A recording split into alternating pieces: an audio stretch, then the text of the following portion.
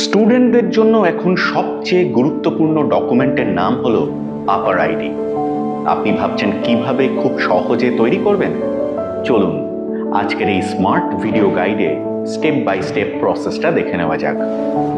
আপার ID তৈরির প্রথম শর্ত হলো ডিজি লকারে আপনার একটি অ্যাকাউন্ট থাকতে হবে।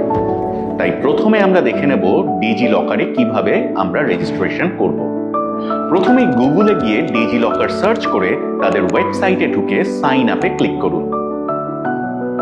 প্রথমে আপনার আধার নাম্বারের সঙ্গে লিংক করা মোবাইল নাম্বারটি দিন এবং আপনার মোবাইলে আসা ওটিপি দিয়ে ভেরিফাই করুন। তারপর 12 সংখ্যার আধার নাম্বার দিন এবং দ্বিতীয় ওটিপি দিয়ে কনফার্ম করুন। সবশেষে একটি 6 সংখ্যার সিকিউরিটি পিন সেট করুন, তবে 1 2 3 4 5 এর মতন সহজ পিন দেবেন না। এবার দ্বিতীয় ধাপ, ডিজি লকারের ড্যাশবোর্ড থেকেই আপার সার্চ করতে পারেন অথবা সরাসরি abc.gov.in ওয়েবসাইটে চলে যান। সেখানে লগ ইন রেজিস্ট্রেশনে ক্লিক করে স্টুডেন্ট অপশনটি বেছে নিন।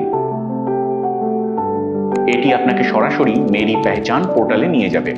সেখানেও আপনার মোবাইল নাম্বার এবং একটু আগে সেট করা পিন দিয়ে লগ ইন করুন।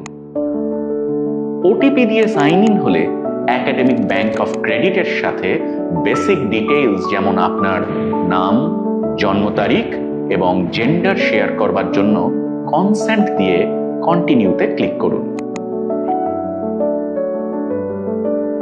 এবার শেষ এবং সবচেয়ে গুরুত্বপূর্ণ ধাপ, ফর্ম ফিল আপ।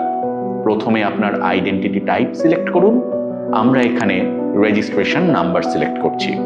তারপর আইডেন্টিটি ভ্যালুর জায়গায় আপনার আসল রেজিস্ট্রেশন নাম্বারটি টাইপ করুন।